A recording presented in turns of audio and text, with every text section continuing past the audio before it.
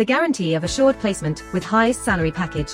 Academic year 2023 to 2024, 100% placement. Admission opens in Saint Mother Teresa Engineering College.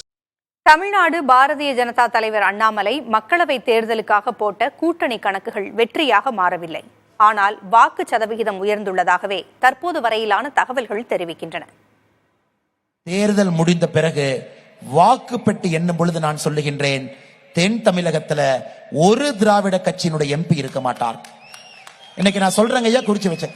Coimbatore மக்கள் இந்த முறை தமிழக அரசியலுடைய மாற்றத்தை ஜூன் 4ஆம் தேதி கோயம்புத்தூர் பாராளுமன்ற தொகுதியிலிருந்து அதை ஆரம்பிப்பார்கள். கோயம்புத்தூர் பாராளுமன்ற தொகுதியில டெபாசிட் கிடைக்காது. ஏன்னா மக்களுடைய கோபம், மக்களுடைய எழுச்சி பாரதிய ஜனதா கட்சியின் பக்கம், தேசிய ஜனநாயக கூட்டணியின் பக்கம் எல்லா பக்கம் தெரியுது. 2024 மக்களவை தேர்தல் பரப்புரைகளில் தமிழக பாரதிய ஜனதா தலைவர் அண்ணாமலை திட்டவட்டமாக பேசிய பேச்சுகள்தான் இவை. ஆனால் அவரது பேச்சுகள் வெற்றியாக மாறவில்லை. 2021 தமிழக சட்டப்பேரவைத் தேர்தலை அதிமுகவுடன் கூட்டணி அமைத்து பாரதிய ஜனதா சந்தித்த நிலையில் அரவக்குறிச்சி சட்டப்பேரவை தொகுதியில் போட்டியிட்ட அண்ணாமலை தோல்வியை சந்தித்தார். அந்த தேர்தலில் அதிமுக ஆட்சியை பறிகொடுத்த போதிலும் அந்த கட்சியுடனேயே பாஜக பயணத்தை தொடர்ந்தது. உள்ளாட்சி தேர்தலில் பாஜக தனித்து களம் கண்டது. இதைத் தொடர்ந்து அதிமுகவையும் அக்கட்சி தலைவர்களையும் அண்ணாமலை மறைமுகமாக விமர்சனம் செய்ய தொடங்கினார்.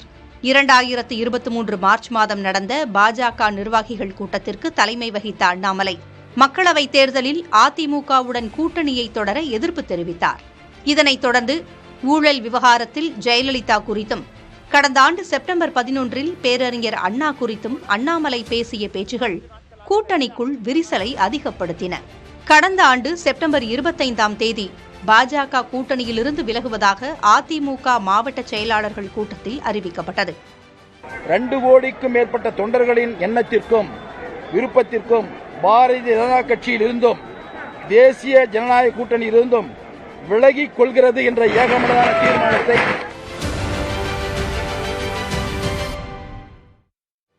கூட்டணியை முறித்த பின்னர் அதிமுகவின் கூட்டணி கட்சிகளை தன் பக்கம் இழுக்க பேச்சுவார்த்தை நடத்தியது Bharatiya Janata.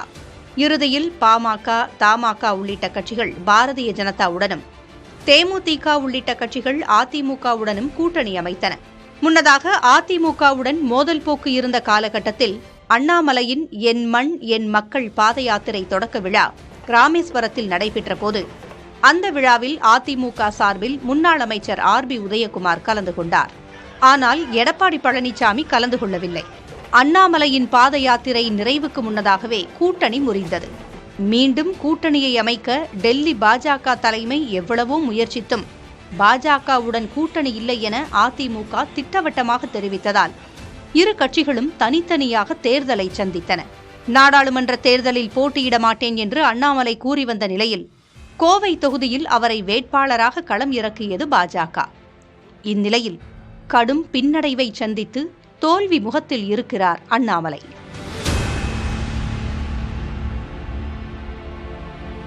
The guarantee of assured placement with highest salary package. Academic year 2023 to 2024, 100% placement. Admission opens in Saint Mother Teresa Engineering College.